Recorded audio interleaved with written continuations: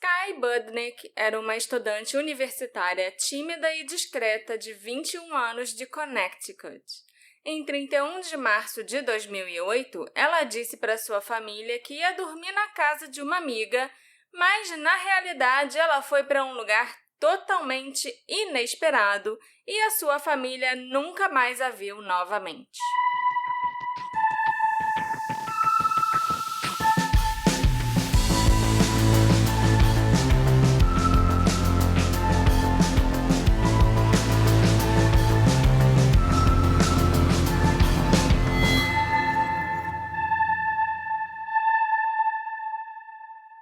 Olá, ouvintes queridos! Sejam bem-vindos a um novo episódio do Detetive do Sofá. Eu sou a Marcela, a host desse podcast, e hoje eu trago para vocês um caso que é americano e ao mesmo tempo não é. Olha aí. Ele começa nos Estados Unidos, mas vocês não têm ideia de onde ele vai terminar. Ou melhor, não vai terminar. Né, Alexandre? Aham. Eu queria só dar um oi para as pessoas. A gente tem tido muitos novos ouvintes ultimamente. Eu descobri isso. E bem-vindo a esses muitos novos ouvintes. Espero que tenham gostado. E espero que todos tenham um excelente episódio. O que aconteceu com a Lindsay? Quem é Lindsay? Lindsay é a mulher do episódio passado Aham. que eu fui incapaz de decorar o nome enquanto estava editando. Mas decorou, pelo visto, né? Aparentemente agora, uma semana atrasado, eu decorei.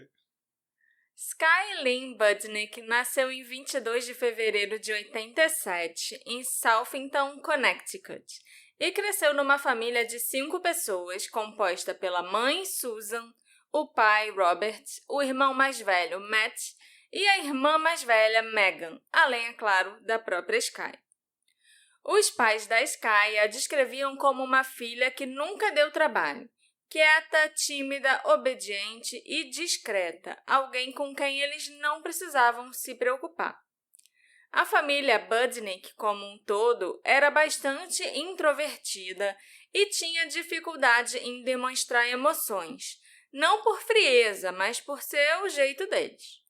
A Megan, a filha mais velha, que eu vou citar muito ao longo desse episódio, acredita que todos na família apresentavam traços compatíveis com o espectro autista, incluindo ela mesma, embora nunca tenham recebido um diagnóstico formal.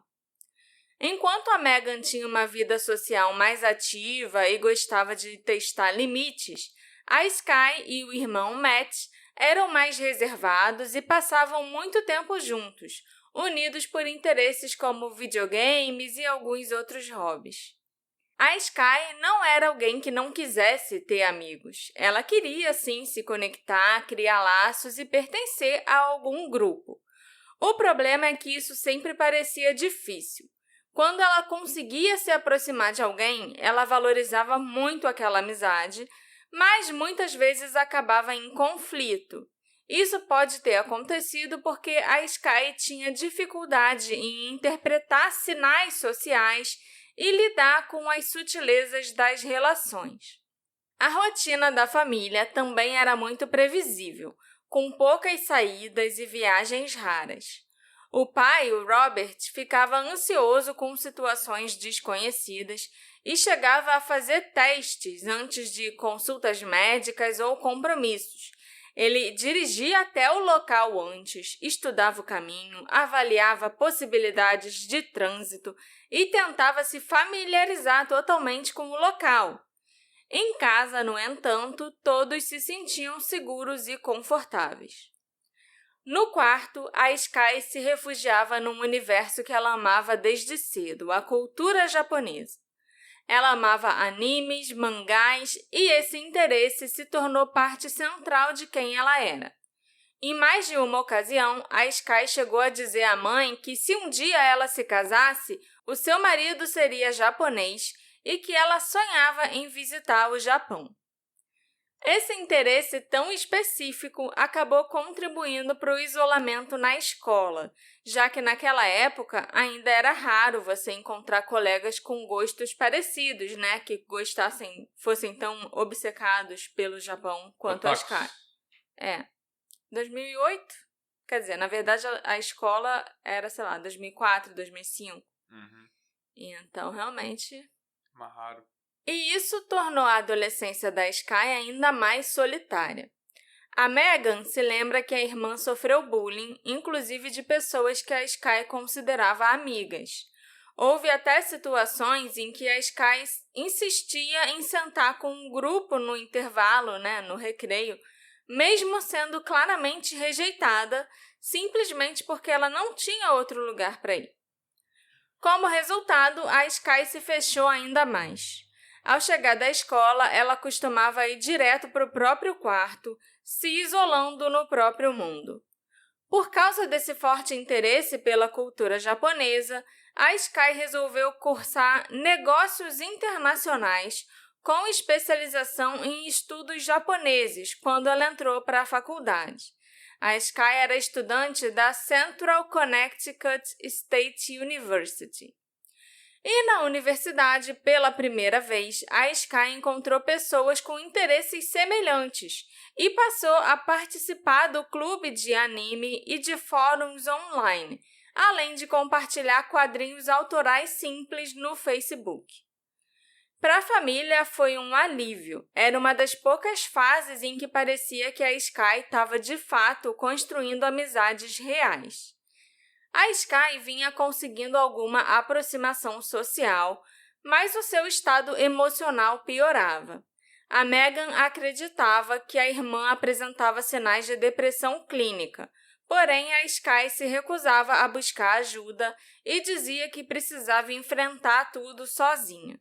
Não é verdade, tá? Se você está se sentindo isolado, triste, deprimido ou qualquer coisa assim, mais diferente, procura ajuda porque você não precisa enfrentar isso sozinho. Inclusive, você não deve enfrentar isso sozinho. Nas redes sociais, a Sky deixava mensagens que revelavam instabilidade emocional e pensamentos autodestrutivos. Em uma publicação, a Sky chegou a escrever: "Eu me odeio. Odeio como é fácil criar expectativas e como é ainda mais fácil despedaçar tudo. É estranho, num instante eu estou bem ou até extremamente feliz, e aí acontece alguma coisinha ruim e toda a alegria se despedaça e eu quero morrer." Em 2008, uma sequência de frustrações agravou a situação. Dificuldades acadêmicas, faltas por dormir demais e notas baixas que a família nem sabia a respeito. Em março, a Sky ficou devastada ao perder o prazo para um intercâmbio no Japão, o sonho da sua vida. E o pior foi ela perceber que a oportunidade só voltaria a acontecer depois que ela já tivesse formada, já que esse programa era oferecido de forma esporádica. Infeliz na faculdade e no trabalho, a Sky trabalhava meio período em um supermercado, ela passou a se isolar e as conversas no Facebook mostravam o peso que ela carregava, inclusive após um desentendimento com uma amiga. Em 25 de março de 2008, essa amiga, chamada Brittany, procurou a Sky para expressar mágoa por comentários que a Sky tinha feito sobre o desempenho fraco em japonês da Brittany, inclusive na frente de outras pessoas. A Sky respondeu à mensagem com um pedido de desculpas sincero, reconhecendo que ela tinha dificuldade em medir as palavras e admitindo: "Minhas habilidades sociais não são muito boas." As duas acabaram se entendendo e a Brittany reforçou que a perdoava e que ainda a considerava uma amiga importante. Mas esse é só um exemplo de como sempre que a Sky conseguia fazer um novo amigo, alguma coisinha assim acabava acontecendo, sabe? Ela fazia alguma coisa que não devia, falava alguma coisa que não devia, sem nem perceber, e aí a outra pessoa acabava se afastando dela. Não foi o caso da Brittany, né? A Brittany chegou e conversou e resolveu, mas muitas outras pessoas já tinham se afastado por causa disso. Na primavera de 2008, aos 21 anos, a Sky estava no 3º ano da universidade, morava com os pais e finalmente tinha encontrado pessoas com interesses parecidos com o dela. Mesmo assim, tudo indicava que ela se aproximava do limite, especialmente com o sonho do Japão escapando por entre os dedos.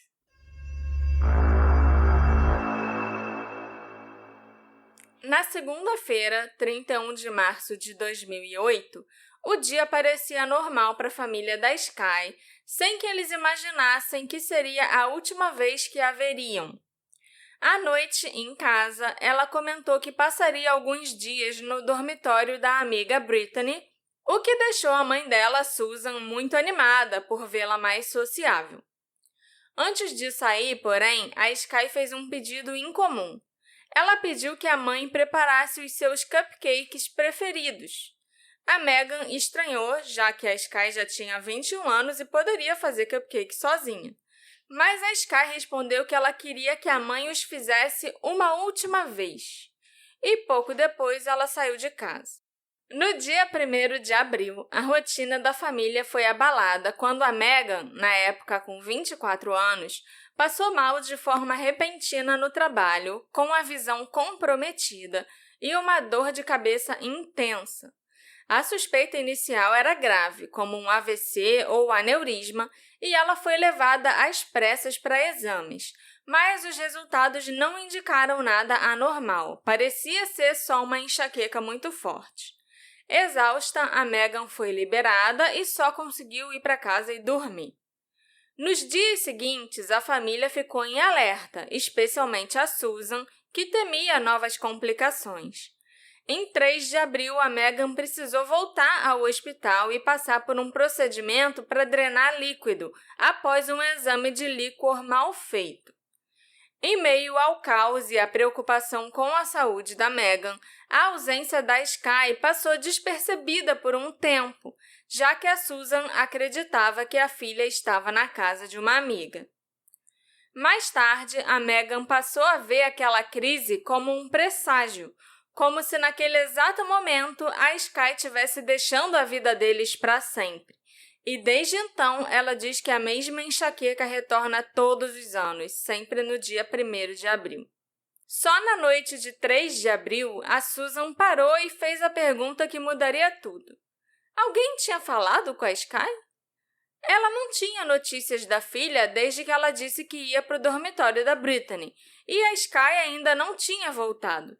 A Megan, o pai Robert e o irmão Matt também não sabiam de nada.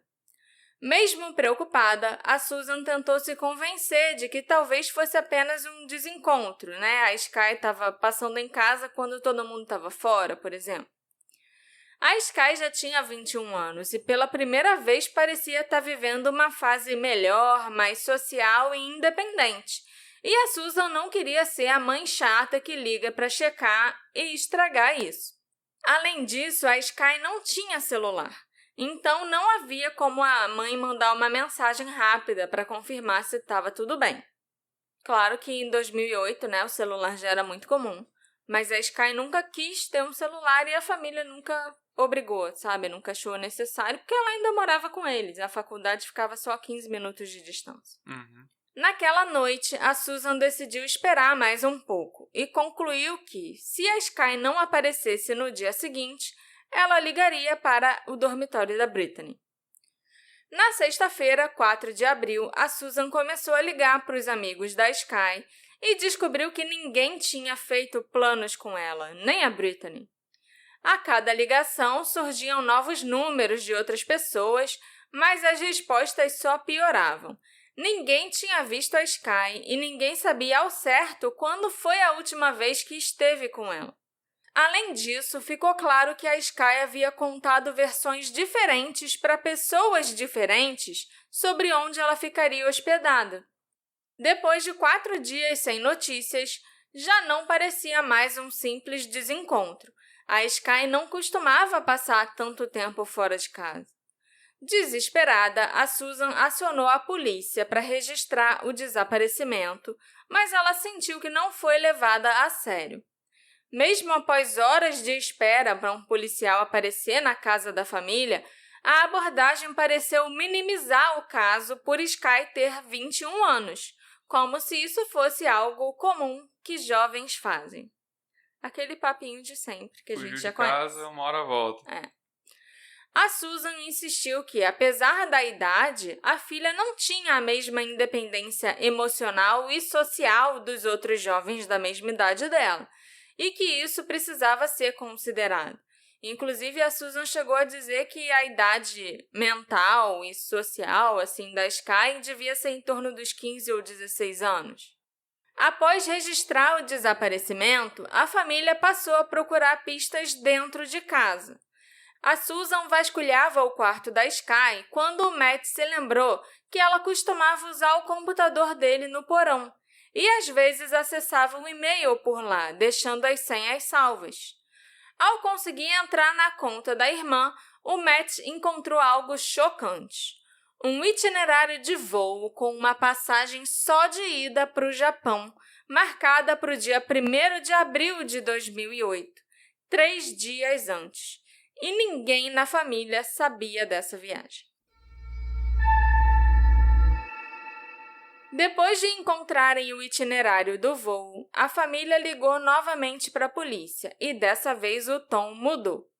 A descoberta de uma passagem só de ida para o Japão transformava completamente o caso. Os Budnick insistiram que a Sky não teria condições de viajar sozinha. Ela era muito introvertida, não costumava se aventurar por conta própria e quando ela precisava ir a lugares diferentes, geralmente era Meghan quem a acompanhava. Por isso, a ideia de uma viagem internacional planejada em segredo parecia absurda. Com essa nova informação, a polícia voltou mais rápido e passou a tratar o desaparecimento com mais seriedade. Já não parecia apenas uma jovem adulta que resolveu sumir, mas algo bem mais complicado. Como era algo mais complicado? Porque agora que eu sei que ela comprou uma passagem, me parece mais uma jovem adulta que resolveu sumir. Sim, mas é muito mais complicado porque você agora está lidando com um caso de desaparecimento internacional, né? Ainda assim, existia um obstáculo enorme. Como confirmar se a Sky realmente tinha embarcado naquele voo? A polícia local tinha pouca jurisdição sobre aeroportos e voos internacionais, e qualquer medida mais concreta dependeria de órgãos maiores, como a Polícia Estadual ou até o FBI. O policial sugeriu que a família fosse ao aeroporto procurar o carro da Sky, já que o veículo também havia desaparecido com ela. Então, a Susan, o Robert, a Meghan e o namorado da Meghan, hoje em dia marido dela, foram até o aeroporto internacional de Bradley e tentaram obter ajuda no estacionamento, perguntando sobre câmeras e registros. Mas a resposta foi fria. Procurem vocês mesmos. Procurar o carro. O carro. As câmeras de registros, acho que não. As câmeras, é lógico que não iam dar acesso para eles. Acho que isso só se tivessem mandado e, mesmo assim, acho que nunca deram, entendeu? Mesmo com o aeroporto e o estacionamento não sendo grandes, eles passaram andar por andar e fileira por fileira, sem escolta, sem apoio ou sem qualquer orientação. E depois de muito procurar, encontraram o carro. Dentro do veículo não havia sinais evidentes de violência, apenas objetos comuns e um detalhe que deixou tudo ainda mais estranho. A jaqueta da Sky ainda estava lá no carro. Se ela realmente tivesse viajado, por que ela deixaria o casaco para trás, ainda mais no inverno do hemisfério norte? E aquele era o principal casaco da Sky, entendeu? Era o casaco que realmente esquentava ela e que ela usava no dia a dia. Ainda assim, ninguém orientou a família a preservar a cena. Não houve perícia, isolamento ou coleta de evidências. Quando eles avisaram a polícia que encontraram o carro, a resposta foi surpreendente. Ótimo! Podem levar o carro para casa. E foi exatamente o que a família fez, pagando o estacionamento e dirigindo o carro da Sky de volta, sem que nenhuma autoridade examinasse o interior do veículo. A chave estava no carro também? Não, eles tinham levado a chave reserva quando eles foram procurar o carro. A polícia conseguiu confirmar por meio do aeroporto que a Sky realmente embarcou em 1º de abril de 2008. O trajeto registrado foi de Connecticut para Washington, de Washington para Tóquio e de Tóquio para Hokkaido, no norte do Japão. A confirmação só aumentou o mistério. Ao revisar os pertences dela, a família percebeu que a Sky aparentemente não levou quase nada. Ela não despachou mala, nenhuma roupa parecia faltar e até o casaco dela continuava dentro do carro. O que sumiu foi apenas o essencial para viajar e se manter conectada: o laptop da Sky e o Nintendo DS, ambos com acesso à internet, além da carteira com os documentos, o passaporte e a chave do carro. A Sky não tinha celular e nem cartão de crédito e ainda assim tinha atravessado o mundo sozinha. Durante a conexão em Washington, a Sky usou o cartão de débito para sacar cerca de $800, deixando aproximadamente $480 na conta. Ninguém sabe por que ela não retirou todo o dinheiro. Talvez ela não soubesse que o cartão de débito não funcionaria no Japão, talvez ela achasse que poderia acessar o restante do dinheiro depois, ou até imaginasse voltar em pouco tempo. De qualquer forma, $800 não seriam suficientes para se manter no país por muito tempo, ainda mais viajando sozinha. Quando a família começou a entender o que estava acontecendo, a Meghan descreveu a sua reação inicial como admiração. Ela chegou a se sentir energizada, porque a Sky era a última pessoa que ela imaginaria se aventurando sozinha e indo tão longe, para o mundo lá fora. A Meghan estava pronta para ajudar a família a decidir os próximos passos. Ela queria chegar no Japão, encontrar a irmã e falar: "Caraca, parabéns, não acredito que você fez isso." Entendeu? Estamos no Japão agora. A partir desse momento, a investigação praticamente parou para a polícia de Southington, porque o caso ultrapassava a jurisdição local. Nem a polícia de Connecticut e nem o FBI tinham autoridade para conduzir buscas no Japão.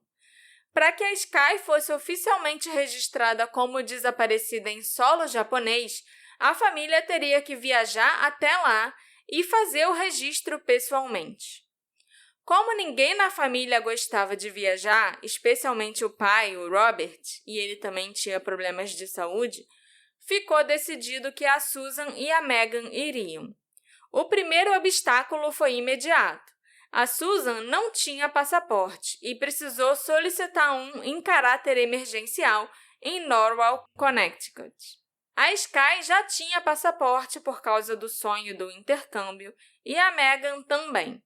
O passaporte da Susan ficou pronto apenas em 9 de abril. A Sky tinha partido em 1º de abril, o que significou 9 dias de espera até que mãe e filha pudessem embarcar rumo ao Japão. Em 9 de abril, a Meghan e a Susan finalmente embarcaram para o Japão, viajando até Tóquio e depois seguindo para Sapporo, em Hokkaido. Para as duas foi um choque cultural. Tudo parecia diferente, rígido e difícil de interpretar, e a Susan se sentia perdida enquanto a Meghan assumiu a liderança e ajudou, falou até pela mãe. A Sky, ela já sabia tudo do Japão. Mas a Susan e a Meghan não compartilhavam esse interesse. Não era interesse dela. E elas não tiveram nem tempo de se preparar, sabe? Foi muito de surpresa a viagem. Então, essas diferenças culturais foram muito chocantes, exatamente. Apesar do impacto, elas também sentiram, de certa forma, alívio. Nos Estados Unidos, a família tinha a impressão de não estar sendo levada a sério. Já no Japão, assim que elas chegaram, foram recebidas pelo embaixador e conduzidas pela polícia a uma sala reservada no aeroporto, onde revisaram os depoimentos, explicaram os próximos passos e informaram até que um hotel já tinha sido reservado para elas. A Susan levou alguns pertences da Sky para ajudar na investigação, incluindo um caderno com anotações e escritas em japonês. Segundo a Megan, quando os policiais viram um kanji específico, o clima mudou imediatamente e a conversa ficou mais séria, como se aquele detalhe confirmasse algo importante. O caderno foi retido e nunca foi devolvido, e ninguém explicou o significado daquele símbolo, um mistério que até hoje alimenta especulações, inclusive a possibilidade de ser o nome de alguém ou algo parecido. Depois disso, o embaixador as acompanhou até o hotel, ajudou no check-in e orientou que no dia seguinte elas fossem até a embaixada para repetir o relato e organizar possíveis buscas. Uma das estratégias parecia simples. A Sky chamaria a atenção em Sapporo. Ela tinha cerca de 1,73 de altura e era loura, o que a destacaria facilmente nas ruas de Sapporo. A Megan acreditava que, se a irmã estivesse por perto, seria muito difícil não notá-la. Então, ela e a mãe, logo nesse primeiro dia que elas chegaram, caminharam, observaram a cidade e tentaram encontrar alguém que saltasse aos olhos no meio daquele mar de japoneses, mas não viram nenhum sinal da Sky e voltaram para o hotel. Vale lembrar que Sapporo é uma cidade de porte médio e não tem o mesmo fluxo turístico de Tóquio. Se a Sky tivesse desaparecido em uma metrópole como Tóquio, sair procurando na rua seria como tentar achar alguém em Nova York ou em São Paulo, né? Praticamente impossível.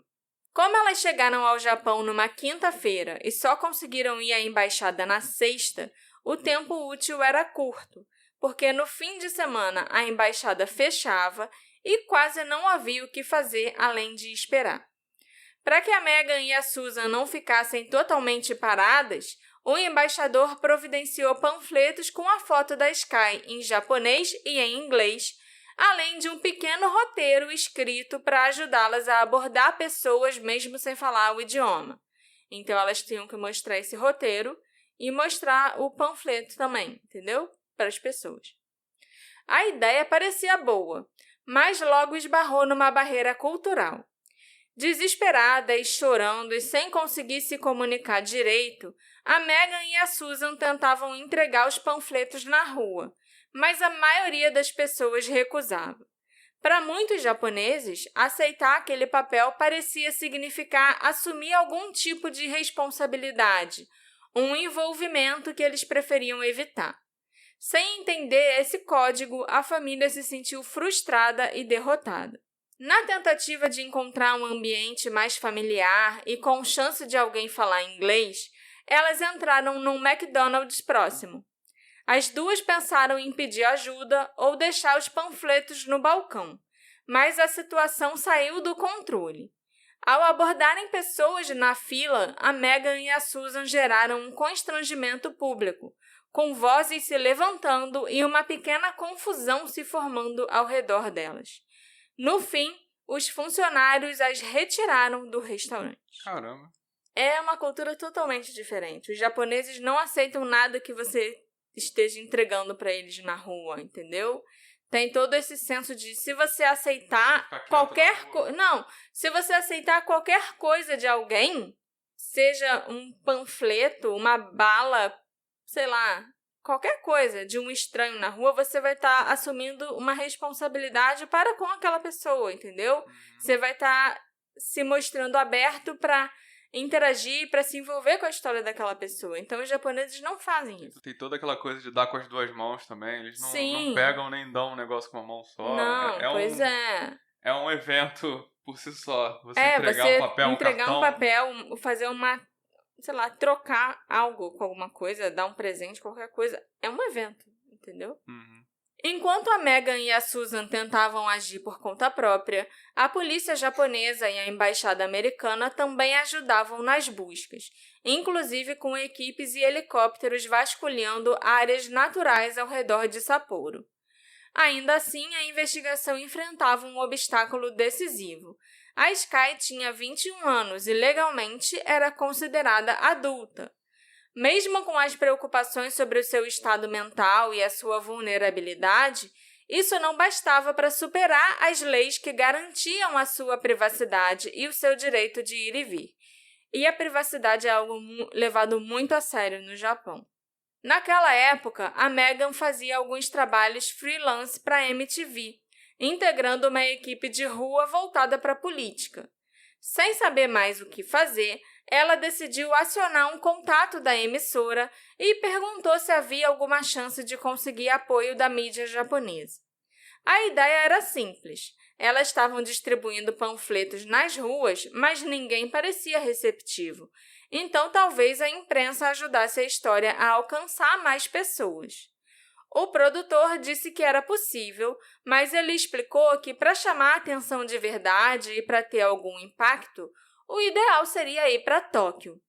Ao chegarem em Tóquio, em 12 de abril, a Megan e a Susan ficaram chocadas. A cidade parecia reunir exatamente tudo que a Sky amava: a estética, a cultura pop, o ritmo acelerado, aquele mundo que sempre a fascinou. Isso trouxe uma pergunta inevitável. Por que a Sky escolheria Sapporo como destino final e não Tóquio? Ao mesmo tempo, estar ali deu uma sensação estranha de proximidade, como se finalmente estivessem em um lugar que ajudava a entender melhor quem a Sky era. No dia seguinte, aconteceu a coletiva de imprensa. Elas esperavam pouca gente, talvez 1 ou 2 jornalistas, mas o hotel onde elas estavam cedeu uma sala gratuitamente para realizar a coletiva, e quando a Megan e a Susan entraram, elas viram que não havia um único assento vazio. Foi um impacto emocional enorme. A imprensa japonesa as tratou com respeito e cuidado. Ninguém insinuou culpa ou fez perguntas agressivas. Pelo contrário, eles queriam entender quem a Sky era, o que tinha acontecido e como poderiam ajudar a divulgar aquele desaparecimento.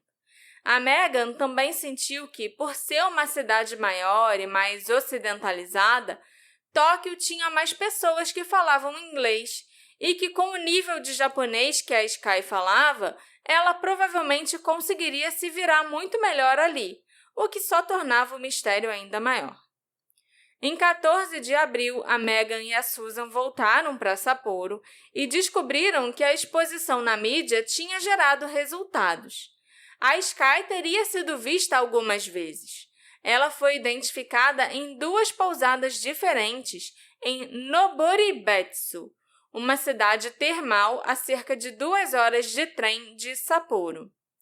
As informações levantaram várias perguntas sobre o que a Sky fazia ali, se ela estava sozinha ou com alguém e por que ela escolheu um lugar tão específico e isolado. A Megan e a Susan quiseram ir imediatamente até Noboribetsu, mas elas foram aconselhadas a não ir, já que a polícia já havia ouvido as testemunhas e elas, sem dominar o idioma, pouco poderiam fazer. Naquele momento, o conselho pareceu razoável, especialmente após as experiências desastrosas que elas já tinham vivido em Sapporo. Ainda assim, olhando para trás, a Megan admite que talvez elas devessem ter ido, nem que fosse para ver o lugar com os próprios olhos e sentir que elas tinham feito realmente tudo que estava ao alcance delas. Outras pistas surgiram ao longo das buscas.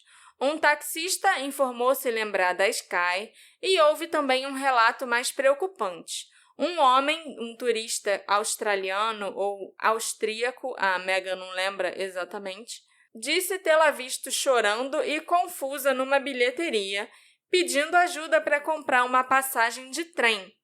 O único avistamento em que a Sky parecia realmente abalada. Nos demais relatos, ela foi descrita como educada, tranquila e aparentemente normal como uma turista qualquer. Noboribetsu é uma cidade pequena e isolada, formada basicamente por hotéis spa e resorts de águas termais, um destino voltado para descanso e não para exploração. Também não ficou claro se a Sky estava se comunicando em inglês ou japonês, mas os seus passos pareciam planejados. Noboribetsu não é um lugar de passagem. As diárias costumam ser caras e exigem escolha prévia, o que sugere que ela já tinha uma rota em mente desde o início. Eu nunca tinha nem ouvido falar desse lugar. E olha que eu gosto muito do Japão. e já planejei várias viagens para o Japão, vários roteiros de viagem para o Japão, que nunca foram tirados do papel. Com o fim da semana se aproximando, a Megan se preparou para voltar para casa. Ela teve que ir embora não apenas sem a Sky, mas também sem a própria mãe. A Susan não tinha forças para deixar o Japão sem a filha mais nova e decidiu ficar pelo menos mais uma semana sozinha, tentando fazer tudo o que ainda fosse possível. Mas, mesmo com esse esforço final, nenhuma nova pista sobre o paradeiro da Sky foi encontrada. Investigadores e a família Budnick passaram a tentar entender por que a Sky tinha ido ao Japão. Ao vasculharem a sua conta de e-mail, eles encontraram algo inquietante. Uma mensagem incompleta, salva como rascunho e nunca enviada, endereçada para a amiga Brittany.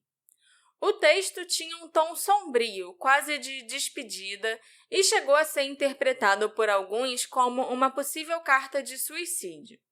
A família, no entanto, via aquilo mais como um adeus simbólico, como se a Sky estivesse tentando recomeçar longe de tudo que ela conhecia. O rascunho também mencionava a doação de pertences a amigos, um detalhe que costuma chamar a atenção em investigações de desaparecimento. Esse ponto ganhou ainda mais peso porque a Sky sofria de depressão e ela já havia falado sobre pensamentos suicidas, levantando a hipótese de que ela teria ido ao Japão com a intenção de tirar a própria vida. Ainda assim, havia contradições importantes. O e-mail nunca foi enviado e permaneceu na pasta de rascunhos. Além disso, o texto mencionava o desejo de ver as cerejeiras em flor, o que tornava a escolha de Hokkaido muito estranha, já que a floração acontece mais tarde no norte do Japão, né? Começa no sul e aí vai, conforme as semanas vão se passando, vai subindo ao longo das ilhas, né? A Sky chegou cedo demais para uma floração de cerejeira, ainda mais em Hokkaido, o que só aumentou o mistério sobre as suas reais intenções. A família também encontrou mensagens da Sky no Facebook, mostrando que, meses antes do desaparecimento, ela vinha tentando vender diversos pertences a amigos e conhecidos. No fim de 2007, ela passou a oferecer alguns dos seus itens mais valiosos, dizendo que precisava levantar cerca de $2.500. Quando questionada sobre o motivo dela estar vendendo tudo, a Sky deu uma justificativa que depois se mostrou falsa. Ela disse para os amigos que estava sem dinheiro porque os pais teriam começado a exigir que ela pagasse a mensalidade da faculdade. Na prática, isso não era verdade. A Sky tinha um emprego de meio período.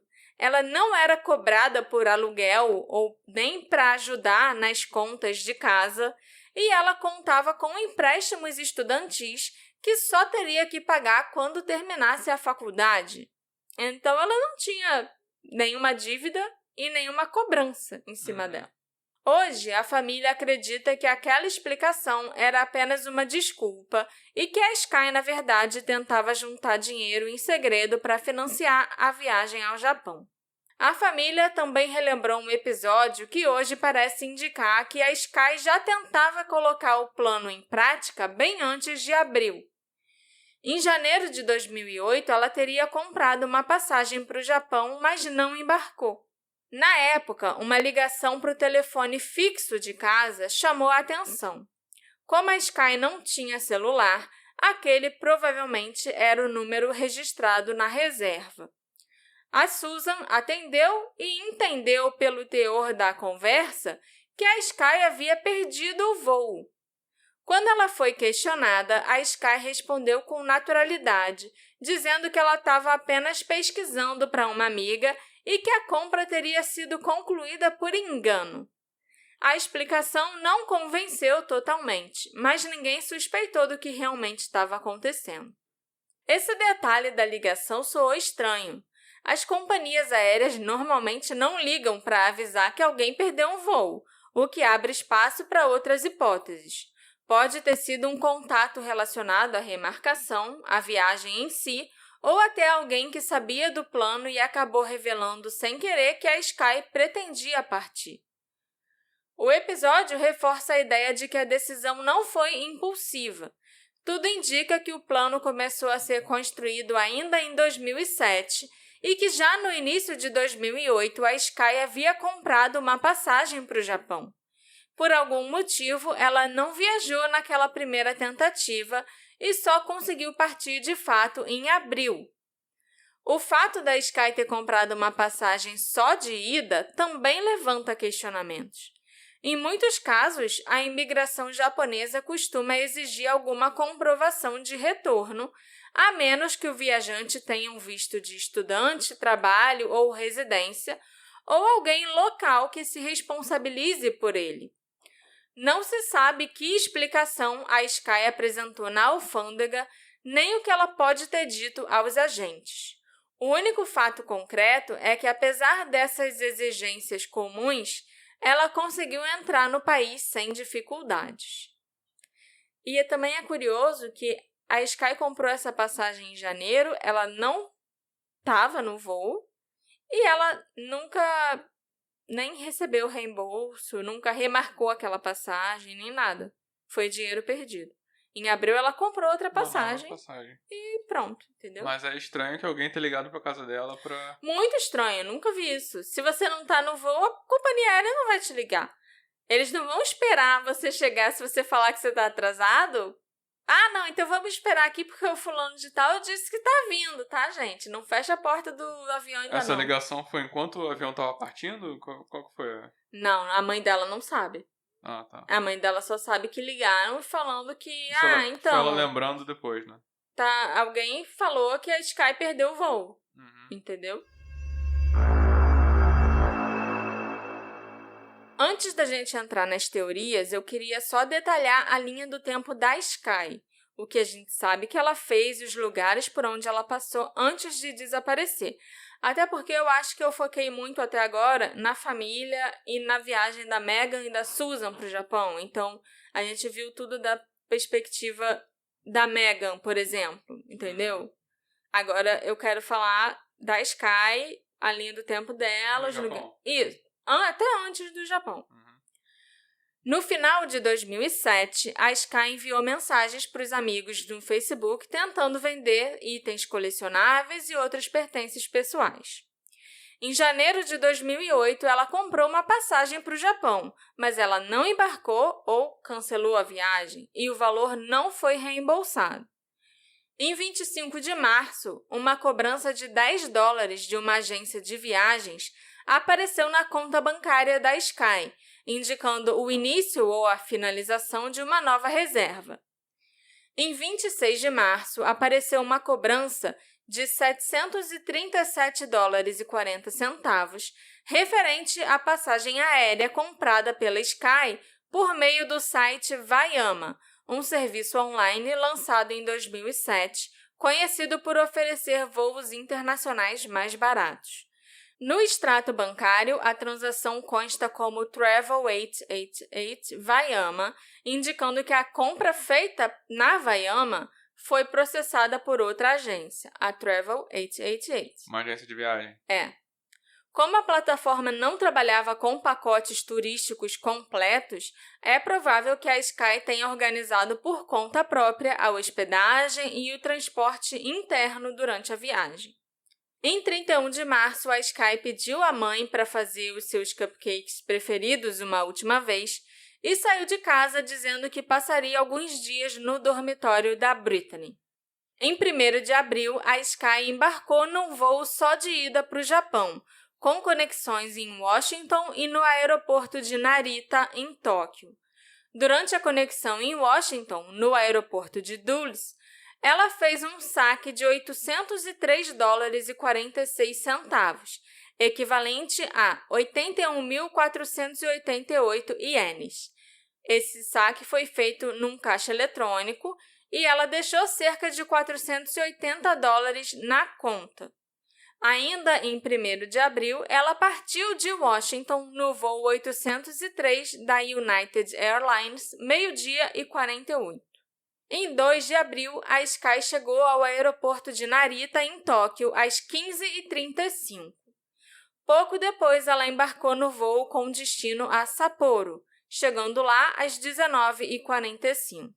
No aeroporto de Sapporo, um turista australiano ou austríaco, ajudou a Sky a comprar uma passagem de trem. Ele relatou que a Sky parecia chateada ou frustrada durante a interação. A passagem custaria em torno de 3.015 ienes. A partir daí, o paradeiro da Sky na noite de 2 de abril se tornou desconhecido. Nós também não sabemos o que ela fez ou por onde ela esteve no dia 3 de abril. Uma hipótese é que nesses 2 dias ela tenha permanecido em Sapporo ou passado por algum outro hotel antes de chegar ao próximo local confirmado. Em 4 de abril, a Sky passou a primeira de 2 noites no Kiyomizuya Ryokan, em Noboribetsu. O valor estimado era de 7.325 por noite, incluindo as refeições.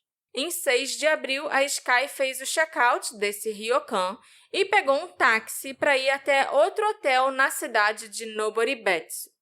A Sky se hospedou por uma noite no Suzuki Ryokan, que custava aproximadamente 7.604 por noite. Em 7 de abril, aconteceu o último avistamento conhecido da Sky, quando ela fez o check-out do Suzuki Ryokan. A Sky teria comentado com um funcionário que ela iria para Sapporo. Existe, porém, a possibilidade de um mal-entendido. O funcionário pode ter compreendido errado ou a Sky pode ter usado as palavras incorretas em japonês e ela talvez tenha dito que tinha vindo de Sapporo, não que ela estava indo para lá. É curioso notar que a Sky parece ter feito um planejamento financeiro bastante preciso. O saque de cerca de $800 coincide com o valor necessário para cobrir aproximadamente 4 dias em Noboribetsu, o que indica organização e antecedência. Por outro lado, se a ida a Noboribetsu foi influenciada por fatores inesperados, como uma forte nevasca que estava caindo na região e impedindo trens de circularem em algumas direções, isso pode explicar o relato do homem no aeroporto, que a descreveu como visivelmente frustrada ao tentar comprar uma passagem de trem. Um imprevisto desse tipo poderia tê-la desestabilizado. Também é possível que a mudança de hospedagem do Kiyomizuya para o Suzuki tenha sido motivada por questões financeiras, levando em conta custos de acomodação, alimentação e acesso aos banhos termais, além do impacto do clima, já que a neve costuma ser mais intensa no interior, onde ficava o primeiro ryokan. Depois disso, o caso praticamente estagnou. Não surgiram novas pistas além dos 4 avistamentos mencionados, e o que restou foram teorias, algumas mais plausíveis do que outras. Entre as possibilidades levantadas estão a Sky ter conhecido alguém no Japão e se metido em problemas, ter sido assassinada, ter tirado a própria vida ou até ter se tornado vítima de tráfico humano. Uma especulação recorrente tenta explicar por que a Sky viajou com tão pouco. Talvez ela acreditasse que encontraria alguém no Japão que já teria tudo pronto para ela: abrigo, roupas, ajuda para se locomover, talvez até dinheiro. Mas até hoje não existe nenhuma prova concreta de que a Sky tenha se encontrado com alguém, nem indícios claros de um relacionamento, namorado ou contato próximo que a estivesse esperando. Uma coisa que me incomoda um pouco nesse caso é que, como souberam que ela foi para o Japão, a polícia estadual, o FBI, ninguém tentou nem, pegar uma lista de passageiros do voo que ela esteve. Sabe? Nenhum passageiro do voo foi interrogado. A gente não sabe, por exemplo, se a Sky estava acompanhada de alguém quando ela saiu dos Estados Unidos, porque isso também pode ter acontecido. Então, o voo, a passagem dela pelo aeroporto, o estado de espírito dela, coisas que poderiam ter ficado claras só com alguns interrogatórios, nada disso foi feito. Para a família, o ponto central é que a Sky não tinha perfil para fazer isso sozinha. Ela era extremamente reservada, sem experiência em viagens e nunca tinha saído de Connecticut por conta própria. Por isso, a Susan acredita fortemente que a filha teve algum tipo de ajuda, seja para comprar a passagem, planejar a viagem ou até escolher um destino tão incomum quanto Noboribetsu. No fim, o que permanece é uma incógnita dolorosa. A Sky foi ao Japão por conta própria, tentando recomeçar, ou ela foi atraída para lá sob falsos pretextos, acreditando que encontraria alguém confiável e acabou se vendo numa situação completamente diferente do que ela imaginava.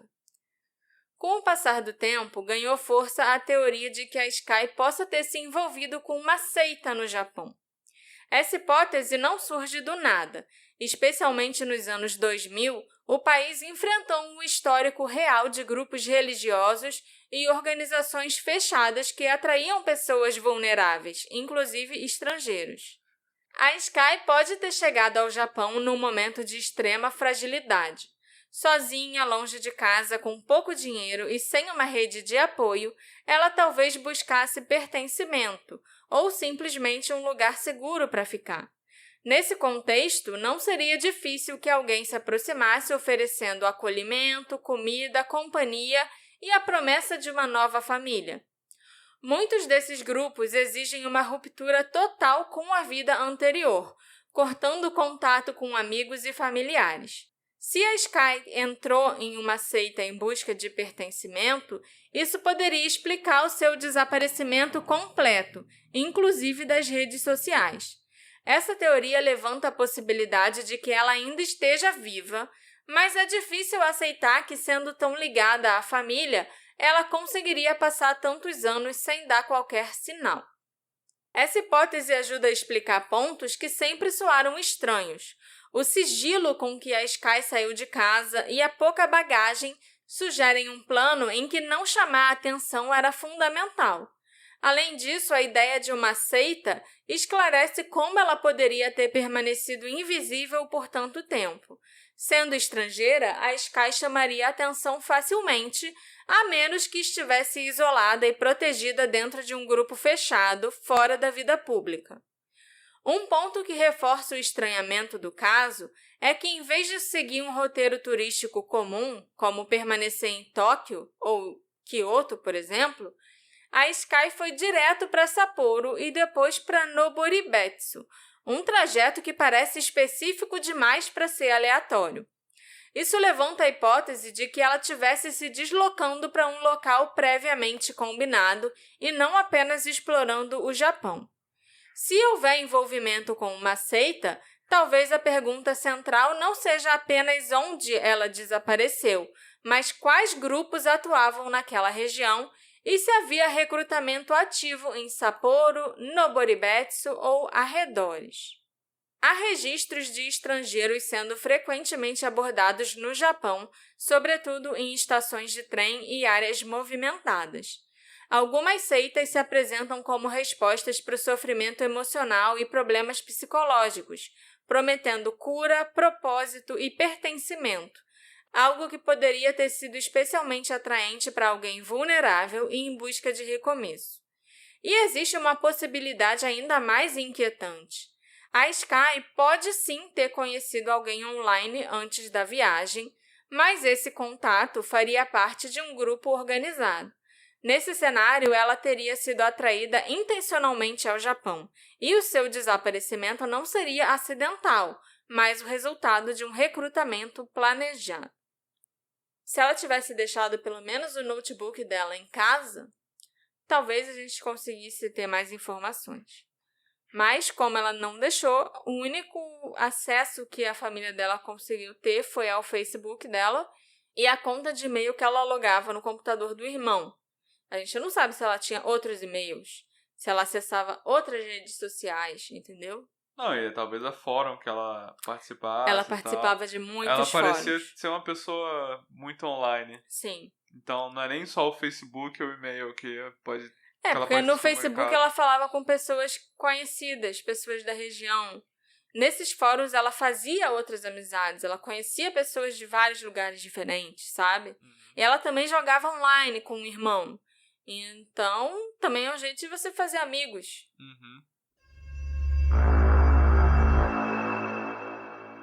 Apesar de muitas fontes associarem o caso da Sky à hipótese de suicídio, não há provas concretas de que essa fosse a sua intenção. O e-mail com tom de despedida nunca foi enviado e, além disso, a Sky permaneceu ativa no Japão por pelo menos uma semana após chegar ao país. Se a viagem era um desejo antigo, é plausível que ela tivesse movida também por expectativa e entusiasmo, e não apenas por desespero. Há também o fator prático que enfraquece a teoria do suicídio. A Sky não conhecia o Japão. Sem domínio completo do idioma e sem experiência nenhuma em viagens, seria muito difícil escolher um local onde nunca fossem encontrados vestígios ou pertences. Embora possível, isso parece improvável. Ainda assim, mesmo sem confirmação, a hipótese do suicídio continua sendo a mais citada, sustentada por elementos que não podem ser completamente ignorados. As perguntas centrais permanecem sem resposta. Se a Sky estava apenas viajando, por que ela não avisou alguém? Por que ela levou pouco dinheiro e ainda comprou uma passagem só de ida? Isso reforça a sensação de que ela pode ter decidido realizar um último desejo, conhecer o Japão antes de desaparecer. Algumas pessoas mencionam que a Sky teria dito algo como: se ela visse as cerejeiras em flor no Japão, ela poderia morrer feliz. É uma frase que, nas mãos certas, vira uma romantização, mas no contexto desse caso ela soa como um presságio cruel, mesmo a gente sabendo que ela não conseguiu ver as cerejeiras porque ela foi na época errada. Com o tempo, surgiu na internet a teoria de que a Sky teria ido a Aokigahara, a chamada Floresta dos Suicídios. Porém, o local fica muito distante de onde ela foi vista pela última vez, e a viagem até lá seria longa, cara e difícil, o que não condiz com a sua situação naquele momento. Além disso, em 2008, Aokigahara ainda não era tão conhecida no Ocidente. Embora seja possível que alguém local tenha mencionado o lugar a ela, essa hipótese permanece baseada apenas em suposições sem qualquer prova concreta. Ela ia levar mais de 18 horas de trem para chegar em Aokigahara. Não, eu acho que aqui no Ocidente só ficou famoso quando um dos Paul lá, um dos irmãos Paul do YouTube, filmou e encontrou alguém morto corpo, e tal. Né? Pois é. Deu um procor. Por fim, há um detalhe que marca profundamente quem acompanha esse caso. No último dia em que a Meghan viu a Sky, 31 de março, ela parecia feliz, tranquila e leve. E isso pode significar muitas coisas. Pode ter sido a alegria de finalmente realizar um sonho, a empolgação por encontrar alguém, ou apenas um raro momento de alívio. Mas existe também a interpretação mais dolorosa de todas, aquela que familiares de pessoas suicidas reconhecem com frequência. Quando alguém parece melhorar porque já tomou uma decisão. Não porque a dor passou, mas porque para aquela pessoa ela finalmente parece que terá um fim. Talvez o cenário mais esperançoso seja imaginar que a Sky esteja viva, tendo recomeçado em outro lugar. Insatisfeita com a vida que levava e fascinada pela cultura japonesa, o Japão poderia representar para ela mais do que uma viagem, uma chance de recomeçar do zero. Há quem acredite que ela tenha conhecido alguém que a ajudou a seguir nesse caminho, construindo uma nova identidade e uma nova rotina. Mas, apesar de ser uma hipótese reconfortante, ela esbarra na falta de explicações claras e por isso é difícil de sustentar, embora não seja impossível. No Japão, as leis de privacidade são muito rígidas e existe a possibilidade de que a Sky tenha sido localizada em algum momento e, como adulta, tenha optado por não ser encontrada. Nesse caso, a polícia japonesa poderia ter respeitado a sua decisão e mantido a informação em sigilo sem repassar detalhes à família. O Japão é muito famoso por ter as pessoas que desaparecem por Sim. conta própria. E quando a Megan e a Susan estavam lá, o principal investigador japonês do caso garantiu para elas que isso não aconteceria. Que se a Sky fosse encontrada, mesmo que ela falasse que ela não queria ter contato com a família, os familiares dela seriam informados disso. Uhum.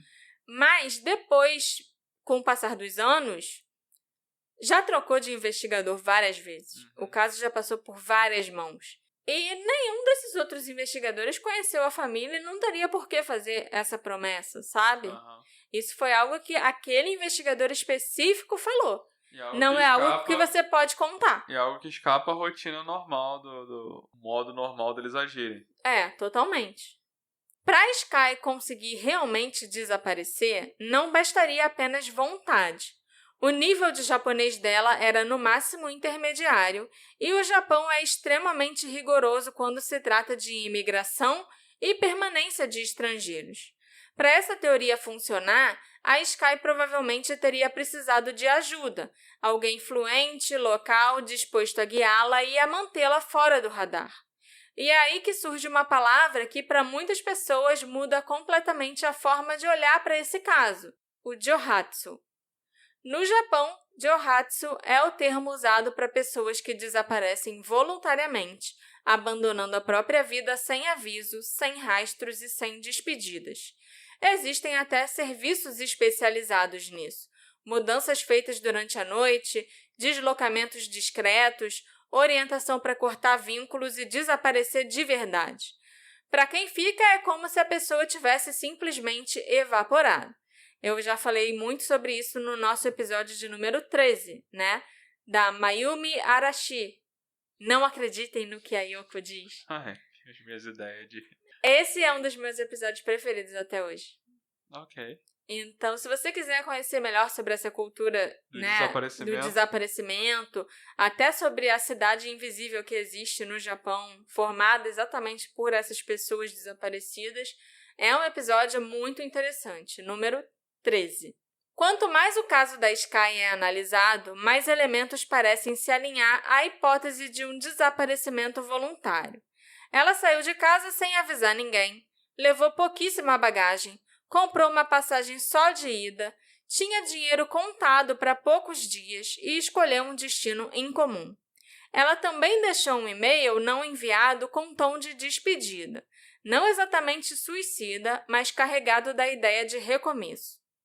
Há ainda o detalhe inquietante do caderno com os caracteres em kanji, entregue pela Megan e pela Susan à polícia japonesa.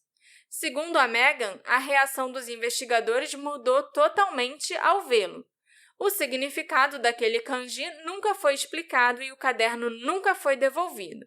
Isso alimenta a suspeita de que o símbolo pudesse estar relacionado justamente à ideia do Johatsu, né? A ideia de você desaparecer voluntariamente. Há também um elemento ligado à identidade que torna essa hipótese mais inquietante. Postagens antigas da Sky em alguns fóruns e redes sociais indicam que ela questionava o próprio gênero e demonstrava desconforto com a identidade que lhe era atribuída. Ao longo dos anos, a família foi se lembrando de nomes de usuário que a Sky usou, ou de, o nome de usuário do e-mail, entendeu? E foram pesquisando em vários fóruns e redes sociais. O pessoal do Reddit até ajudou bastante a tentar encontrar usuários antigos da Sky e conversas que ela possa ter tido em fóruns e tal, entendeu? E nesses fóruns é que essas informações foram encontradas. Ela nunca falou sobre isso abertamente, no Facebook, por exemplo. Não. São esses fóruns específicos que ela usava até o nome de Sephiroth de vez em quando, sabe? Isso não nos permite afirmar que a Sky fosse trans ou que ela pretendesse fazer uma transição. Nada disso. Mas revelou conflitos internos profundos e a possibilidade de que o desejo de ser outra pessoa fosse algo real.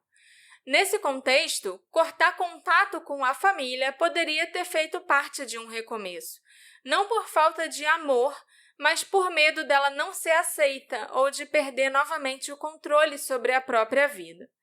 Ainda assim, mesmo essa teoria carrega um lado profundamente sombrio, porque o novo começo do Johatsu nem sempre significa liberdade ou felicidade. Muitas vezes significa apenas sobrevivência e, em alguns casos, é quase uma forma de autopunição. É viver à margem, em silêncio, com o mínimo necessário, abrindo mão de vínculos, conforto e identidade. Não é uma vida ideal, é só uma vida possível. Eu lembro até de quando eu estava fazendo aquele episódio 13, de um caso sobre o qual eu li, de um senhor que ele só existia. Ele abandonou a família por causa da vergonha que ele sentia de vários vícios que ele possuía. Ele também estava endividado e tal, e aí para acabar não prejudicando mais a família, coisa que até se você cometer suicídio acontece, a família ainda precisa pagar até a indenização e taxa de limpeza do local onde a pessoa cometeu o suicídio e tal, é uma coisa muito assustadora no Japão. Esse senhor passou a viver em Sanya, né, o bairro japonês dos esquecidos. Dos desaparecidos. Ele conseguiu uns trabalhos assim irregulares, até com a máfia, e ele passava os dias dele trancado num cubículo, num espaço de, 3 metros quadrados, alimentando os próprios vícios com o dinheiro que ele conseguia do trabalho. Se tornou tipo um círculo vicioso. Ele nunca voltaria para a família porque ele tinha vergonha de quem ele era, vergonha de quem ele tinha se tornado. E ele vivia ali, naquele local, daquele jeito, como uma forma de punição auto-infligida, sabe? Então é uma ideia... Sim, é muito triste essa história do Johatsu. Talvez seja isso que mais assusta. A ideia de que para Sky desaparecer, apagar quem ela era e tudo que ela conhecia, pudesse parecer uma alternativa melhor do que ficar. No fim, a possibilidade da Sky ainda estar viva permanece como um fio de esperança, frágil, improvável, mas impossível de romper por completo. E é por isso que a Megan diz que se ela pudesse falar com a irmã, ela diria apenas uma coisa, que tá tudo bem, ela não precisa ter medo e a família só quer saber se ela tá viva. Conforme semanas, meses e anos se passaram, a esperança começou a diminuir. Como em muitos casos semelhantes, os rastros foram esfriando, as buscas perderam força e as pontas soltas se multiplicaram. Nos anos seguintes, quase não houve novidades. Nenhuma evidência nova, nenhum avistamento confirmado, nenhum objeto encontrado. Restou apenas o silêncio. Em 2022, a família descobriu algo chocante.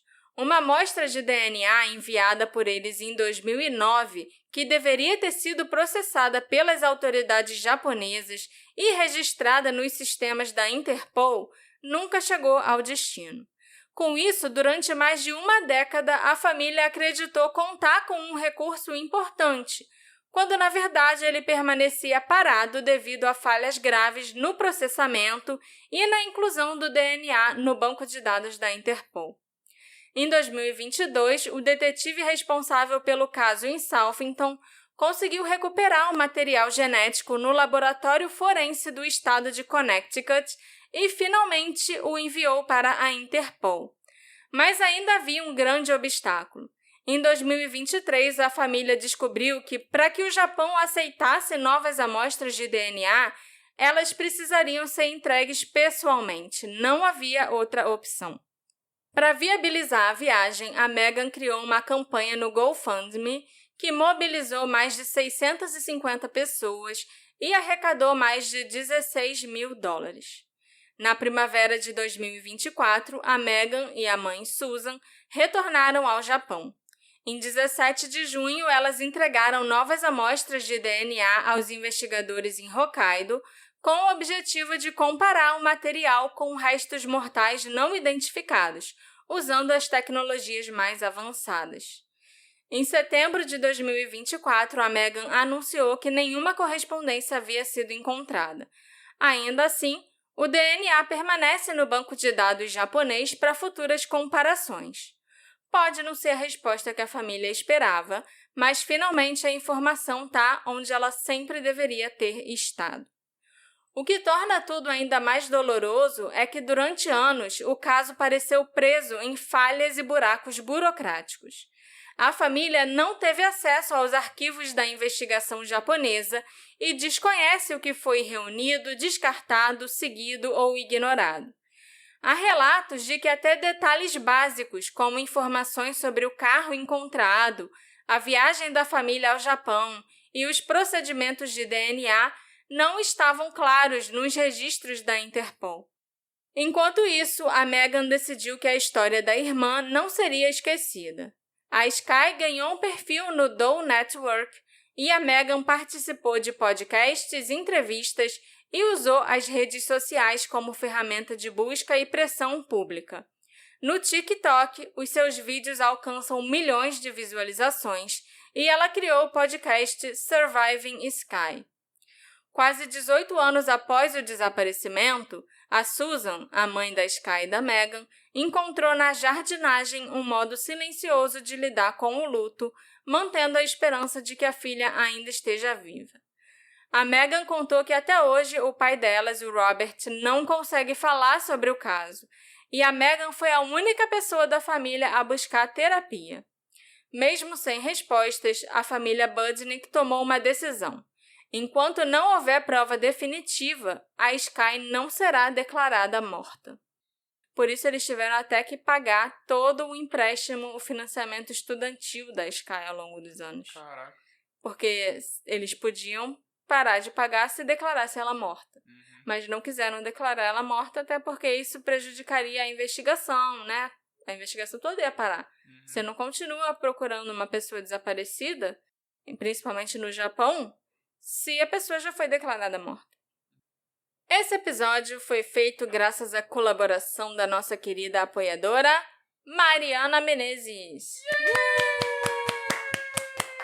Obrigada pelo seu apoio, Mariana. Graças a pessoas maravilhosas como você que eu posso continuar fazendo o que eu gosto e encontrando casos diferentes para trazer para esse podcast. Se você também quiser se tornar um apoiador, é só acessar o Apoia-se ou o Orelo e faça igual a Mariana. Venha me ajudar a fazer esse podcast continuar crescendo. Exatamente. Será que a Sky tirou a própria vida? Será que ela conheceu alguém e essa pessoa a matou? Será que ela está escondida? E ela virou mais uma dessas pessoas que simplesmente evaporam no Japão? São muitas as possibilidades. Eu achei interessante a ideia do culto. Sim, Porque ela ter sido atraída para um culto, né? esse tipo de coisa, você mesma falou, que parece que existe no Japão. Principalmente nos anos 2000. Início dos anos Exatamente. 2000. E pareceu bastante interessante. Até já salvei um vídeo aqui pra ver depois sobre cultos no Japão. E o que eu lembro de ter jogado no Yakuza... Chorei pipi. Chorei pipi, o videogame. É essa história padrão da pessoa ser afastada da família. Coisa de culto normal. A pessoa ser afastada da família e tal. Mas geralmente costuma ser também sobre drenar os recursos financeiros da pessoa. Sim. E a Sky já não tinha tantos recursos financeiros. Não acho que isso cabe nela. É. Mas era um jeito dela talvez estar viva ainda, Sim. né? Me encontra nas nossas redes sociais, @detetive do sofá, onde você vai poder ver as fotos do caso e também discutir sobre esse episódio, sobre as suas teorias. Então, deixa lá o seu comentáriozinho no Instagram ou no Spotify, certo? Também pode deixar comentário no YouTube pra quem Isso aí, assiste. pra quem assiste no YouTube. A gente se encontra na próxima investigação. Tchau, tchau. Tchau, tchau.